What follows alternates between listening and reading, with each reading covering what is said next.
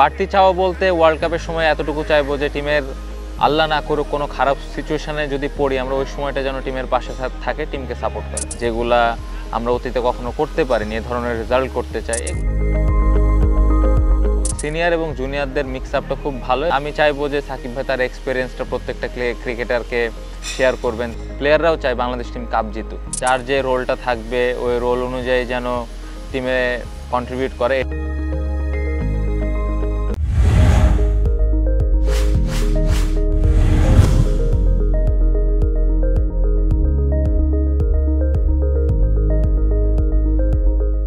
আমার মনে হয় প্রত্যেকটা ক্রিকেটারের এরকম ড্রিম থাকে যে প্রথমে দেশের হয়ে প্রতিনিধিত্ব করা অবশ্যই, তারপরে যদি আবার এটা ওয়ার্ল্ড কাপের মতো একটা আসরে এই ধরনের অপরচুনিটি আসে তাহলে তো ওই প্লেয়ারের জন্য অনেক গর্বের একটা ব্যাপার এবং অনেক এক্সাইটিং একটা মুহূর্ত আমার কাছে মনে হয়। সো পাশাপাশি যেটা আমার কাছে মনে হয় যে এই সময়টাকে এনজয় করতে চাই এবং টিমের হয়ে প্রত্যেক দিন কন্ট্রিবিউট করতে চাই, যে রেসপন্সিবিলিটিসটা আছে ওইটা ঠিকভাবে পালন করতে চাই।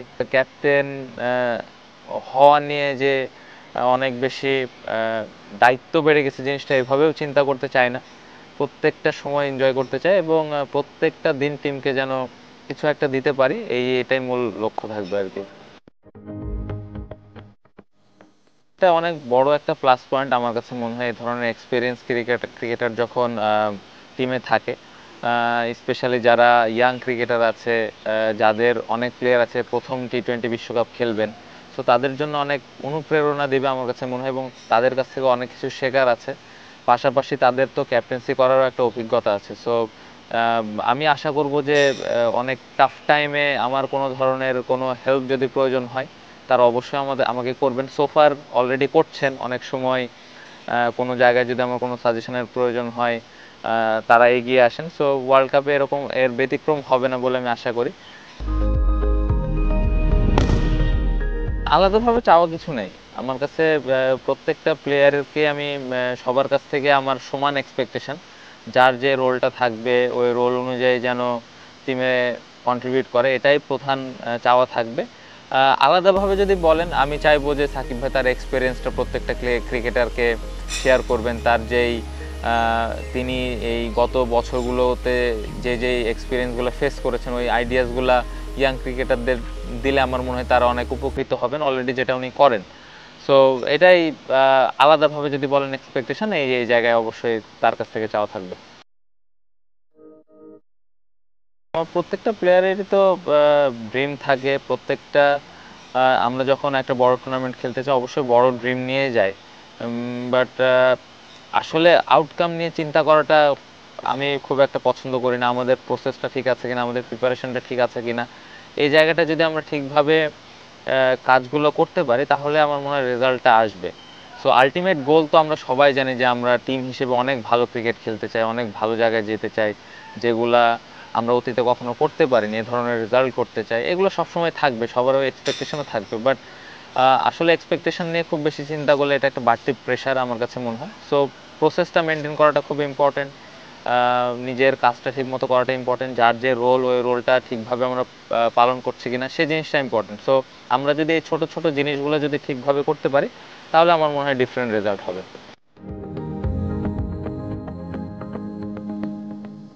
এটা তো অনেক এক্সাইটিং একটা ব্যাপার, দেশের বাইরে যখন সাপোর্টাররা সাপোর্ট করেন এটা তো একটা বাড়তি অনুপ্রেরণা। আমাদের দেশের প্রত্যেকটা মানুষ যেভাবে ক্রিকেট ফলো করে, ক্রিকেটে পাশে থাকে, সো এটা অবশ্যই টিমকে ইন্সপায়ার করে। বাড়তি চাওয়া বলতে ওয়ার্ল্ড কাপের সময় এতটুকু চাইবো যে টিমের আল্লাহ না করুক কোনো খারাপ সিচুয়েশনে যদি পড়ি আমরা ওই সময়টা যেন টিমের পাশে থাকে, টিমকে সাপোর্ট করে।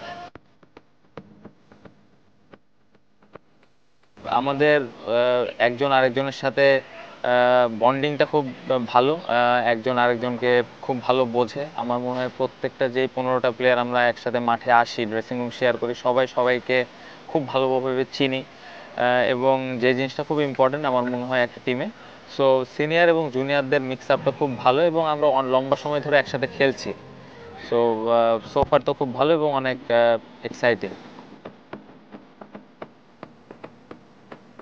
সম্ভাবনা আমি আসলে বলতেই চাই না, কারণ আপনিও চান যে বাংলাদেশ টিম কাপ জিতুক, প্লেয়াররাও চায় বাংলাদেশ টিম কাপ জিতুক।